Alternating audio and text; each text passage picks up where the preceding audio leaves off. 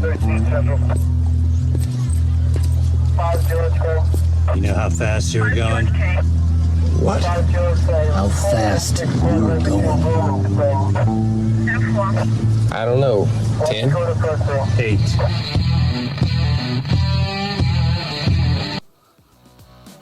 Be advised, this is an explicit podcast. If you're easily offended, get your panties twisted into a knot. Leave now. Run to your safe space. Get your little cloth for your tears. All the opinions expressed on this podcast are those of the host and his guest and do not reflect the opinions of any local or government agency.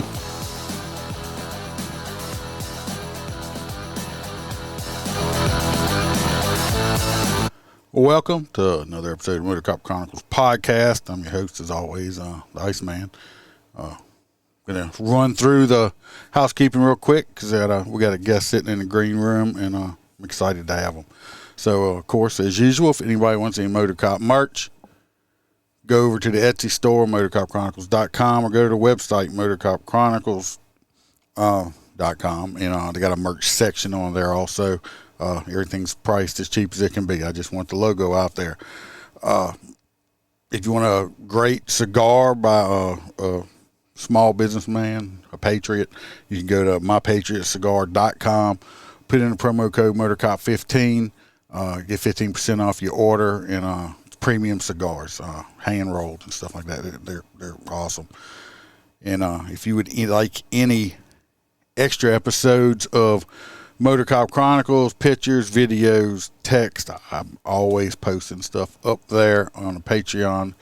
I got 3 different tiers: $3, $5, and $10. $10 you'll get in the clubhouse, and I'll send you a free members only mug, and I usually send something right around Christmas time too. Speaking of the Patreons, I got a hang around who is on Stacy McClendon. We have our crew members, Alex Owens, we got Kelly Meyer, we got standby. Got to apply my filter. We got Kelly Meyer, we got Mr. Thomas Barnes, we got Mr. William Gibo, Jared Nitrous, Motor Cop for Life. We got Mr. John DeMink. We got T-Bird. We got Dan Carlson with Burley Boards. Y'all go check out Burley Boards. Get yourself on one of them handmade cutting boards. Good for home defense, smacking a bad guy in the head, spanking your kids with, or swatting your wife, if you get my drift. We got Mr. Hoppy Hobson, our favorite truck driver. We got Mr. Blake Walker. We got A.A. Ron with the Hot Set podcast. Y'all can check him out. Always putting out great content. Mr. Z Palmer. We have Roy Spalding. Roy with the S, not Roy with the P. We got JoJo, our favorite Australian girl. We got Kaylee Norris and Natasha A., my girl from Washington. I appreciate y'all helping me pay the bills, keeping the lights on. Now, without further ado, since we got all that out the way, we are going to introduce, it's going to be a Mr. Thomas Baker. I hope I get all of this right. This man is very accomplished, and he's the author of the book, The Fall of the FBI. He has been, he's a commissioner of the Pickton County Elections Commission, vice chairman, executive committee of a national cybercrime investigative program. He's on a commissioner of a Colorado Judiciary Performance Commission, executive committee member of National Cybercrimes Investigation, member of the board of directors for the CEI, which is cyber investigation.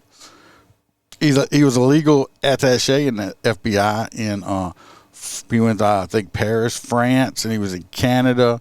I believe he speaks English and French. Whole lot. This man's very accomplished, like I said, author and everything else. So let's get him on in here. How you doing, Mr. Baker? Glad to be with you. We're happy. I'm happy to have you. I mean, it's an honor. I mean, you've had a awesome career, obviously. You want to tell us about your book, a little bit about your stuff? I know you just wrote an article that was in the Wall Street Journal or something like that. Yes, several weeks ago, I had an article in the Wall Street Journal drawing on my experience. I was the first FBI agent at the scene of Ronald Reagan's attempted assassination in Washington, D.C., outside the Washington Hilton. And then it just really struck me and grabbed me, the attempted assassination of President Trump about 4 weeks ago. So I wrote an article, a rather long article for the Wall Street Journal, and they published it, comparing these two events, what's similar, what's different, and actually hearkening back to the assassination of President John F. Kennedy. I was a child when that happened, as most of us were. Some of us weren't even born then. But it was a significant event in American history, and it was a significant event in law enforcement history, which is particular interest to you and your viewers and listeners. When President Kennedy was shot, unfortunately, the reaction to that, the response to that, was there's no other way to say it. It was a law enforcement fiasco. The FBI, the Secret Service, the Dallas Police, the Dallas Sheriff's Office, other state and local authorities in Texas were all, quite frankly, fighting with each other, arguing with each other. This led to the mishandling of evidence and ultimately the mishandling of the prisoner, the assassin of President Kennedy, Jack Lee Harvey Oswald. And that mishandling eventually led to facilitated his murder by another subject, Jack Ruby.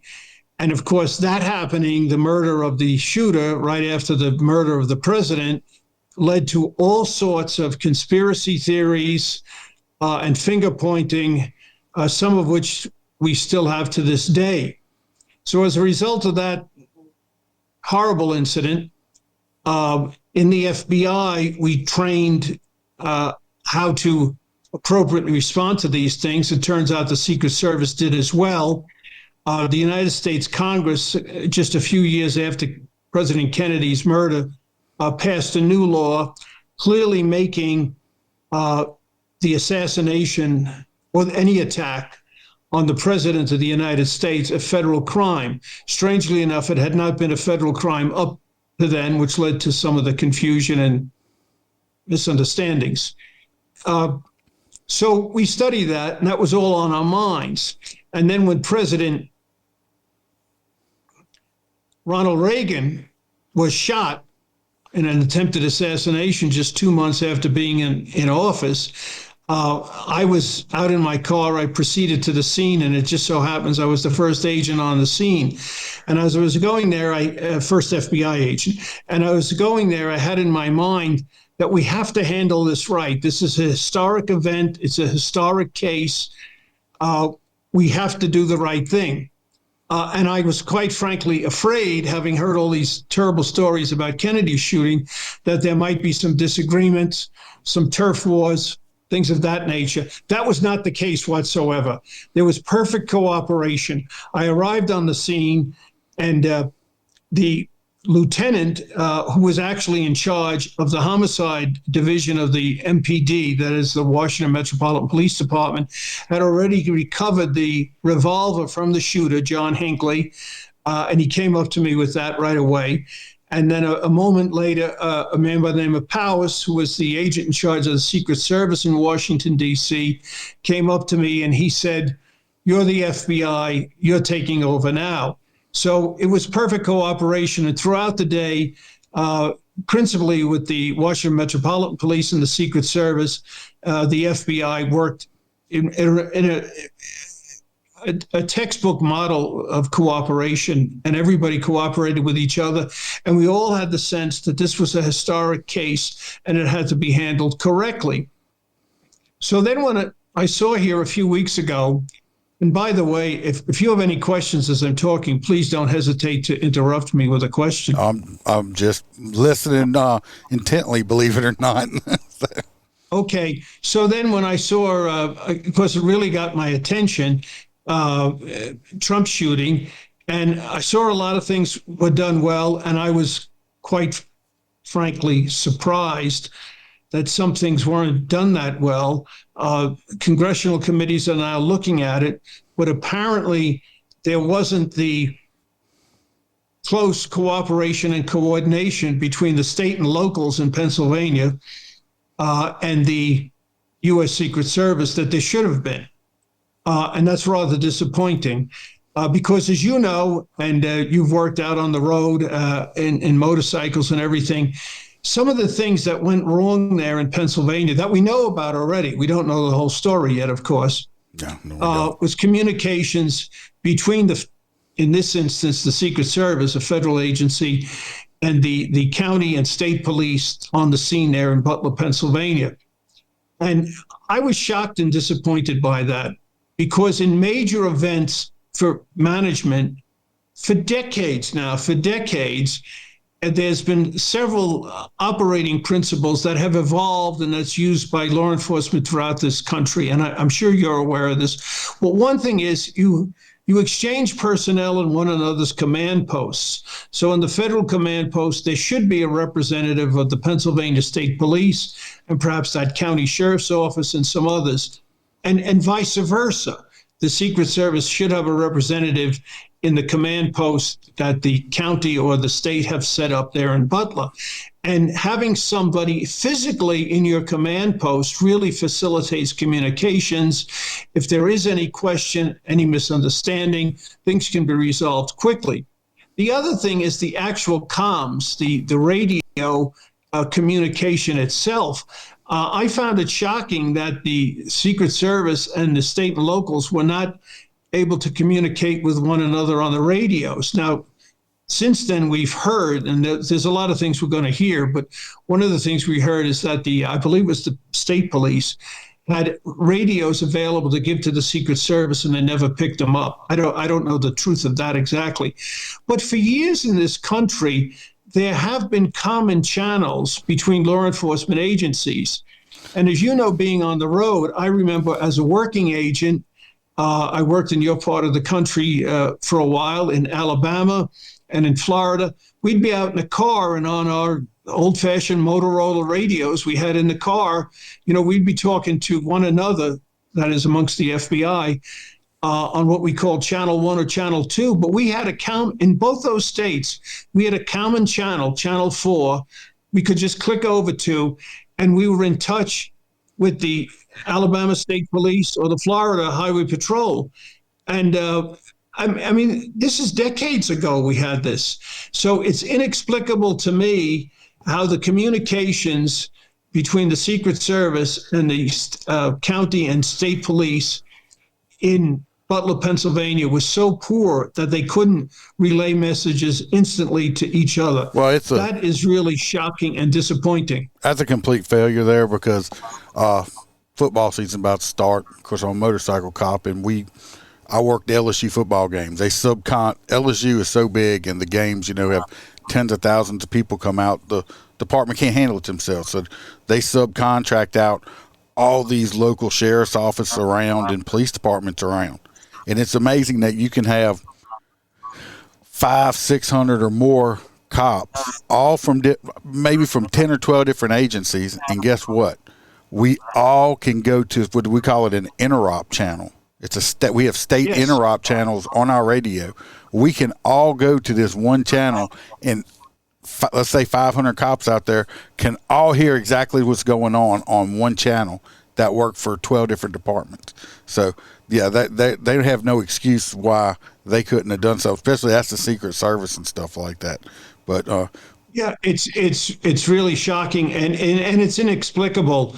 And the other thing that was slightly inexplicable, it's been fixed a little bit, is in the FBI, and I'm sure in all police departments, when there is an incident, when there is an attack any kind of crime involving an assault or attack on any person, one of the key interviews that has to be done early on is an interview of the victim. If the victim is alive, you want to talk to the victim. And I was surprised that 3 weeks went by.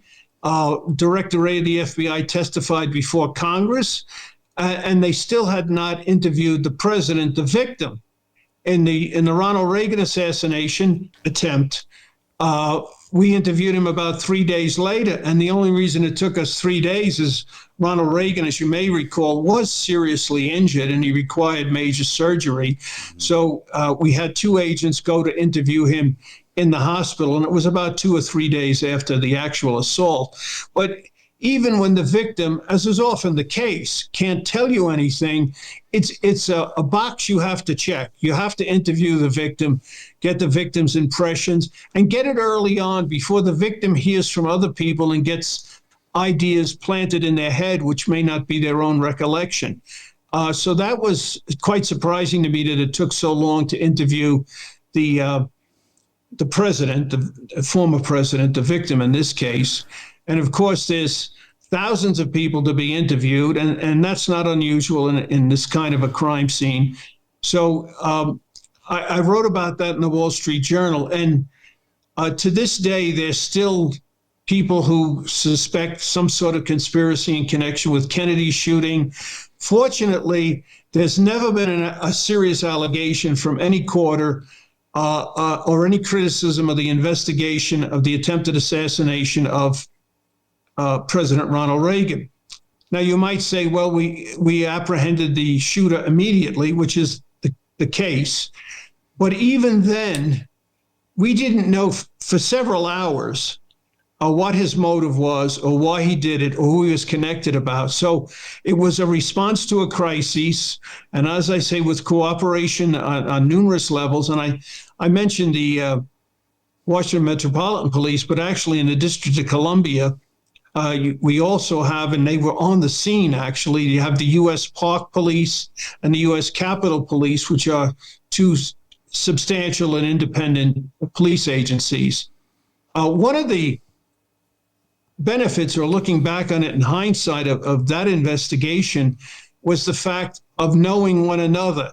So I know the Secret Service is challenged because they go often into new territory, and perhaps nobody from the Secret Service had ever been to Butler, Pennsylvania before. In our kind of investigation, in most law enforcement investigations, that's not the case. So I had been working on crime in the District of Columbia for some time, and it was fortunate I personally knew Detective Lieutenant Jimmy Wilson, who was in charge of the homicide part of the Washington Metropolitan Police. I knew Powers, the head of the Secret Service in their field office in Washington. I knew many other individuals, and several of us knew a man who was a key player that day, Al Fury. Al Fury was a retired police officer who was the director of security at the Washington Hilton Hotel. And he was literally on the scene where President Reagan was shot. So he was very helpful with his own information, but he was also helpful in helping us set up immediately a forward command post. So all of these things, the lesson for anyone in any level of law enforcement is to know your counterparts. A lot of course, the working officers on the street, the working detectives often know their counterparts. But for the people in management positions, be they the chief, the sheriff, the special agent in charge, they need to get out of the office. They need to meet their counterparts. They need to know their counterparts. And quite frankly, even to this day, there are individuals who don't do that, and they should, and they need to. But as I say, there's been no rumors, no allegations that anything is wrong with the investigation of Reagan's shooting. We still have problems with Kennedy's shooting, and it remains to be seen how this will go down in the history books, this attempted assassination of President Trump. Well, I think it's strange they gave the body back, and the body's cremated already that fast. That was just I mean, the body's dust already.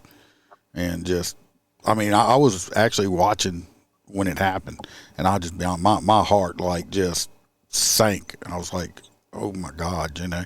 I mean, then, you know, it was millimeters, and then I've escorted, I'm in Louisiana outside of Baton Rouge, so we don't have to do a lot, but, you know, I've been on motors for over 20 years, so when they do come in town, I'm one of them that gets tasked with Baton Rouge City and stuff. And I've escorted Obama, I escorted Biden, I've escorted Hillary Clinton. Recently we did we had the energy secretary going to oil reserve out here, and I've done Trump. And I'll say, you know, I'll say this, I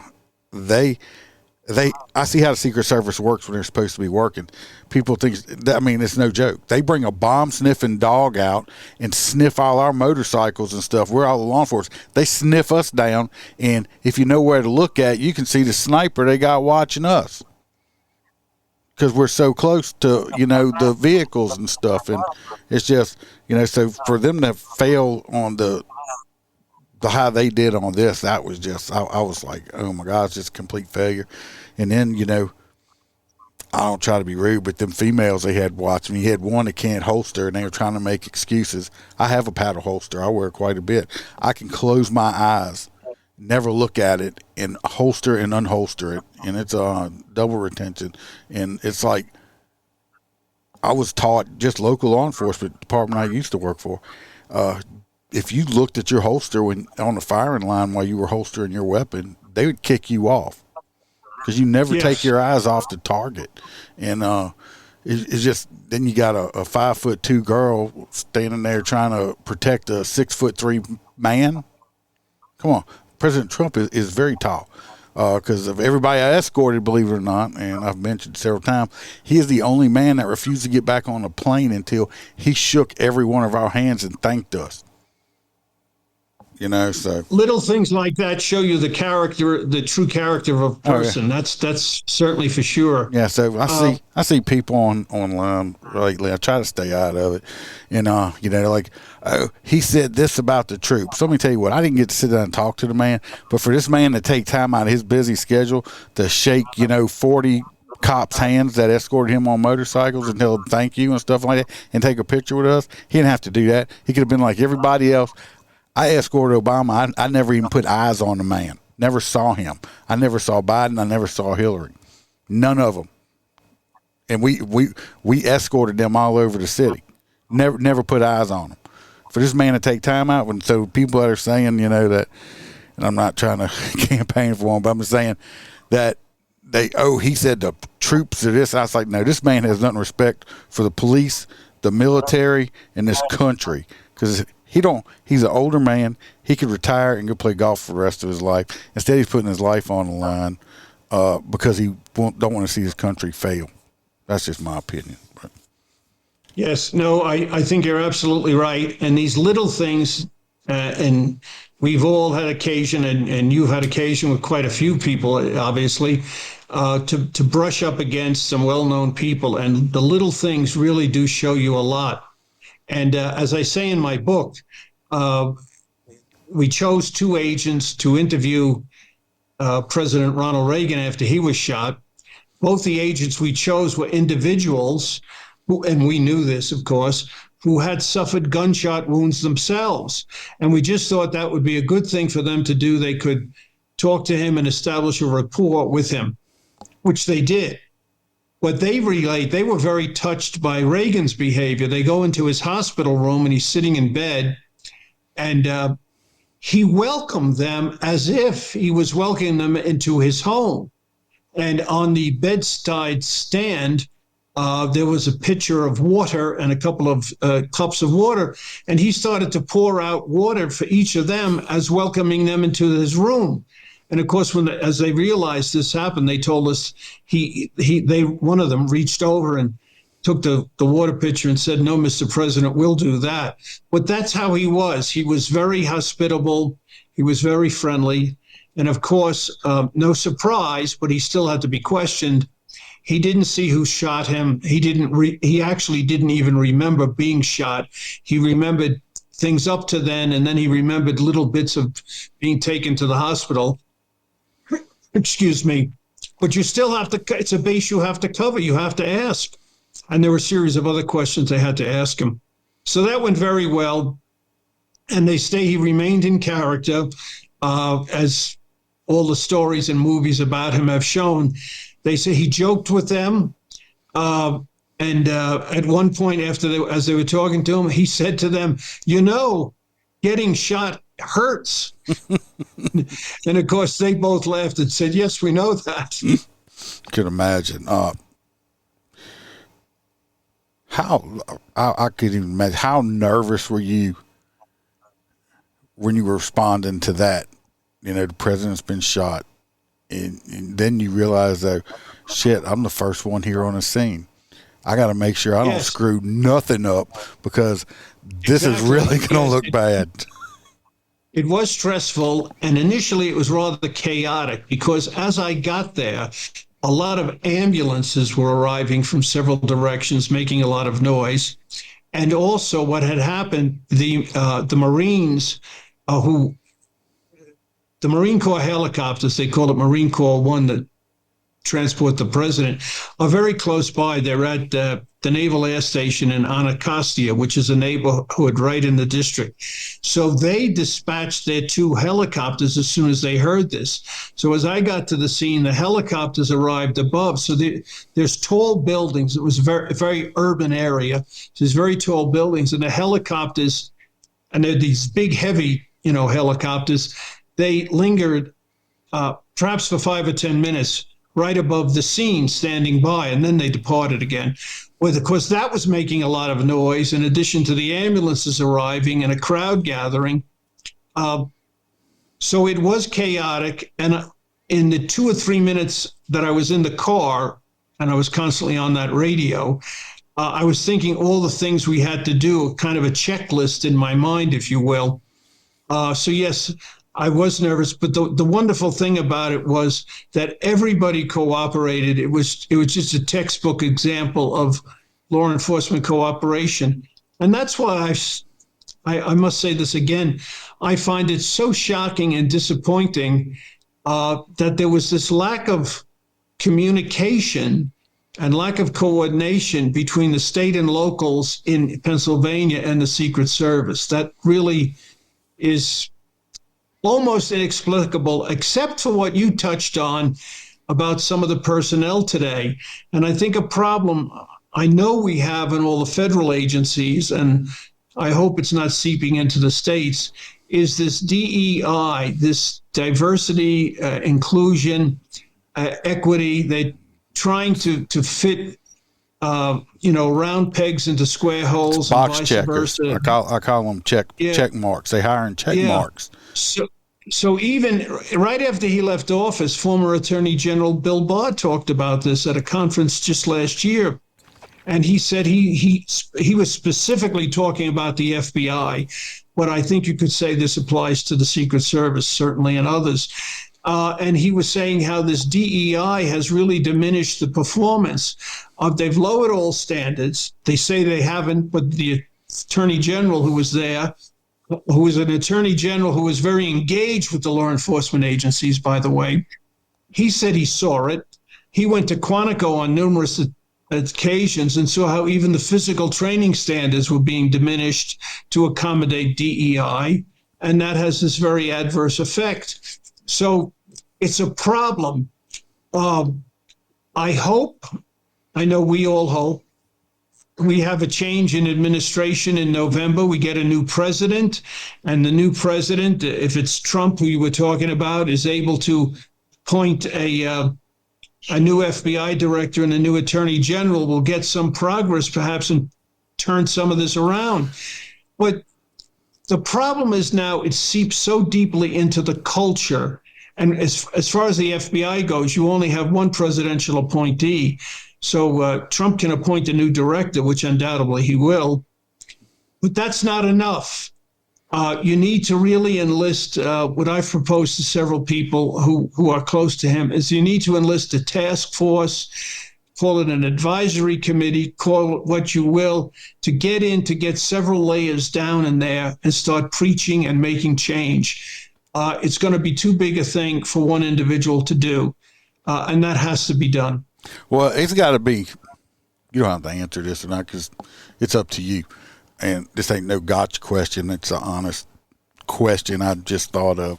You being a retired FBI and stuff like that, how do you feel because I'm going to tell you, me growing up, especially as a young cop and all this through the year, man, you know, I looked at the FBI and the Secret Service, man. That was the cream of the crop right there. You done made it. If you're FBI and you're Secret, you're the cream of the crop. You the best of the best. Now I look at the FBI and the Secret Service, and the FBI more or less to me has been weaponized and stuff like that. And you know, in they're doing shit that I call them the FB lies because they lie about so much stuff. The Secret Service, I'm like, I know. We have a man out here that I worked with for a lot of years. His son is actually on the Secret Service. This kid, I saw this kid grow up. This kid is a bang up kid. You know, I don't know if he's on the what kind of, because the Secret Service is so mass. I don't know if he's guarding anybody or whatever. But this is a bang up kid. You know, he would be great as a personal guard like they have on those. But it's like, I'm just I don't look up to the FBI. Everybody says, oh, FBI. And I'm like, oh, whatever. They're just going to fuck something up or something like that. And I saw this with the Secret Service. I was like, look at this. This is a joke. That one woman, how you guarding the president when you ducking? I mean, Yes. You can't be bent over. You got to be standing up straight. As bad as it is, hey, if you got to take a bullet for him, that's your job. It's hard. I mean, and really, a lot of people's like, well, you don't know what you're going to do. I don't know what you had in your career, but you don't know how you're going to react until bullets are flying around you.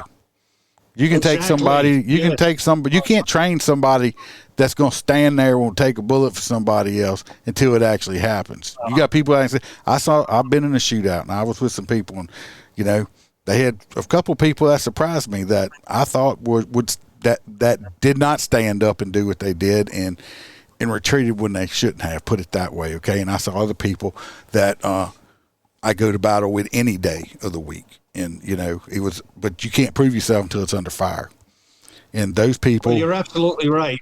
Those people ought to be removed. Sadly, they ought to be removed, put them on, don't have to fire them, put them on a desk job or something, put them on something when they walk around interviewing people before they get there. They don't need to be on protection itself.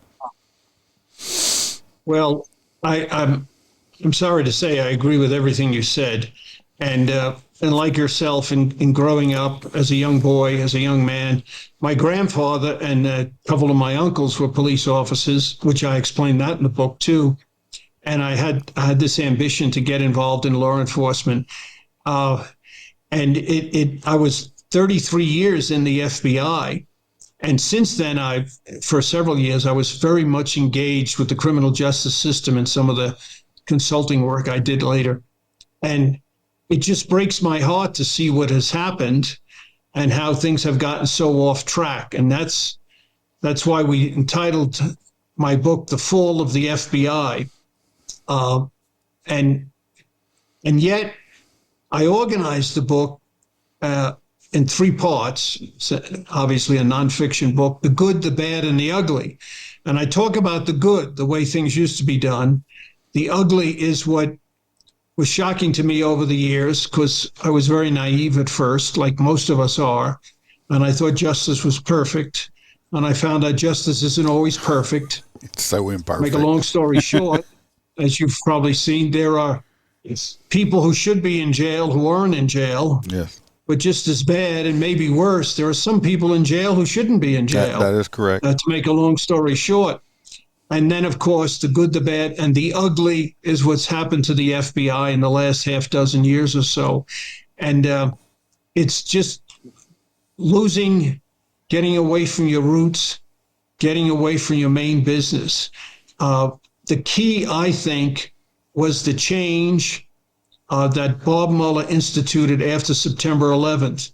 The law enforcement, the FBI always had a law enforcement ethos, values.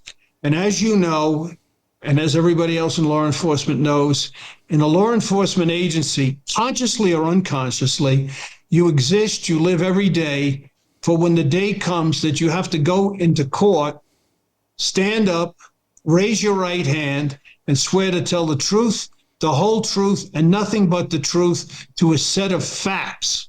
Correct. It's quite different from the law enforcement agency that Mueller and then Comey created. In a law enforcement agency, they don't deal in facts. They deal in estimates, best guesses. They call them intelligence estimates. They utilize deception and deceit as a tool. And this opened the door for so much of the bad stuff that happened in the Russian collusion investigation and the things we've seen since then. That has to be corrected. It has to get back on track.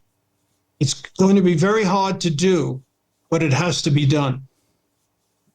Oh yeah, it's just, and you're talking about getting on a stand. One of my things I always talk about. I've done, no one's perfect. I've done some stupid stuff in my career. Okay, I think everybody ends up doing stupid stuff in their career, especially when I was in my 20s. I started doing this when I was 23 years old. I mean, I was stupid. I tell everybody, I didn't really get my head screwed on straight until my mid 30s, really, almost 40 years old, before I actually figured out who I was and everything else like that. Other than that, I was just muddling through life, and but I did stupid stuff. But there's one thing I never did. And I tell all these people in law enforcement all the time, what I never did, because I got asked on another podcast, what's one advice I give to rookies? I'm like, my one advice is don't ever lie. Whenever, and I'm through the years, all my bosses know this now, still know today. If I get called in on, you can call me in on a carpet, which is in front of the big boss. You call me in and ask me, did you say this or did I do that? If I did it, guess what? I will straight up say, yes, I did. But if I didn't do it, I'll fight you to the death. But I will never try to cover up, lie, or anything else. I got called and they said, did you tell this woman one time that her boyfriend was a raging steroid head and that was wrong? What was wrong with him? I said, yeah, I think almost an exact quote of what I said. I took a day suspension for it. But you know what? I didn't lie about it. But you know what? When I've got called in and asked about it, I didn't lie about it. Me and another cop, this was probably 6-7 years ago, I was backing up and he was backing up. 2 brand spanking new units. We bumped each other. You couldn't even barely see the scuff on each one because we were barely moving. Somebody else there said, I wasn't. Nope. We called and reported it. Told them what happened, sent them pictures. You know what? We didn't get no trouble, but you know why? Because we called and told them the truth. We didn't try to hide nothing at all. Always tell the truth. And I feel like we don't have that anymore. I think, unfortunately, I think you're right. It's something lacking today. It's even a bigger problem than we think. And former Attorney General Bill Barr pointed this out. We have in these agencies a deliberate program of DEI, of wokeness, of changing the values. But at the same time, we're recruiting people from a large society, and many people in society don't share these traditional values. A key value, and something that in all law enforcement agencies in the United States, we certainly should emphasize, but particularly in an organization like the FBI, is the Constitution. Yes. When I was in new agents training, most of our classroom time was spent on the Constitution, particularly the first 10 amendments, the Bill of Rights. And it got to the point that our instructors, who were themselves agents who were attorneys, they told us that we should not look at the 4th, 5th, and 6th Amendment as obstacles or barriers, that we should embrace them. And they went so far in those days as to give us each a pocket copy of the Constitution and told us to keep it in our breast pocket. And that if we had the Constitution with us, when we were interviewing a citizen or searching somebody's home, we wouldn't go off the track, we wouldn't go wrong. It sounds like a little thing, and perhaps to some people it sounds corny, but a lot of us did that. And I realize now that's one of the things that was lacking in the Russian collusion investigation and in these screw-ups over the last half dozen years since then is there's not that reverence for the Constitution that there once had been when they can propose, intelligence analysts in the FBI can propose investigating traditionalist Catholics who like to worship using Latin, for example, to investigate parents who go to school boards and raise their voice at school board meetings. They're completely forgetting the guide rails of the first 10 amendments, that these people have the right to freedom of speech, Yes. freedom of religion, freedom of assembly. And part of our job in law enforcement is to help guarantee and protect those rights. Yes. Correct. I mean, I have people sometimes, I get cussed. That didn't happen to me today, but I get cussed out all the time. I've been cussed out so much. People just like, I see people flip me off and I'll wave at them. I'm like, thanks for telling me I'm number one. I mean, and people's like, it's like, I see some of these videos and these cops going to pull people. I was like, you can't pull them over for that. So what? They flipped you off. Get it out. Stop getting your little feelings hurt so bad. If your feelings get hurt easily, you're in the wrong profession. I tell people, you gotta have some thick skin, because people going to talk to you stupid. Most people I meet, or if I pull somebody over, especially being a traffic cop, obviously they're having a bad day automatically. Yeah. Nobody I walk up to in a car is having a good day at that point, because guess what? I just pulled them over. So their day is automatically bad. So it's like almost everybody I meet is not in a good mood. So just people going to say stuff to you. They're going to call you fat. They're going to call you ugly. They're going to say all kind of stuff to you. Just so what? They don't know. I try to tell everybody, I'm like, these people don't know you. So what? It don't matter. But it's like now, like you're talking about the FBI stuff. I mean, with the Russian collusion. I mean, what about how they covered up the laptop thing? They covered that up, yes, calling it fake. I mean, it's just they've done so much stuff. I mean, I don't know if you know this. The ATF just shot and killed another person last night. I didn't know that. In Texas, yes, they did another raid at 6 o'clock in the morning for somebody. I guess they say were selling switches or something like that, and they ended up shooting another person.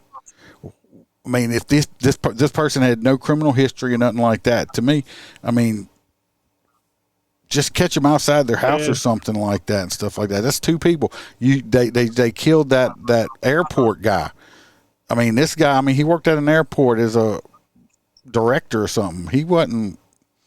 You see, somebody comes to your house and kicks your door in at 6 o'clock in the morning, and I have a gun. Yeah, I'm going to grab a gun. It's almost, I don't know. It's just I try to. That's one thing people do say on my podcast when I go over stuff. I try to wait for the whole things to come out, because I'm not one of those cops that automatically think, oh, law enforcement's always right, because they're not. Sadly, we all know that. But the thing is, if the basic culture is correct, we'll be able to handle our own bad apples. Yes. And that's what we have to work on to keep the culture correct. Listen, this has been a wonderful time on your podcast. I've really enjoyed it immensely. I do want to ask. There you go. Yeah. If you could, to mention to your viewers and listeners, my book, The Fall of the FBI. I'd appreciate. I'll put it in the description. The description in the bottom for you. So much. It's on Amazon. Where can they get it at? You can get it on Amazon. You can also get it on Barnes & Noble online, Books A Million, the other online booksellers. Some bookstores do have it. Some of the Amazon, Barnes & Noble stores have it. But most people today buy their books on Amazon. It's like so many other things. Oh, yeah. It's there. It's kind of like. And in fact, I'll give a little hint. Amazon has just reduced the price. So you can go get it on sale at Amazon. Yes. Thank you so much. Don't hang up yet. We're going to close it out, everybody. I appreciate everybody. Listen, I really appreciate our guest today, and I was very impressed. He's got a great career. So anytime you want to come back, you're welcome. And thank you. And put the outro. Y'all be safe. Watch your back, watch your partner's back.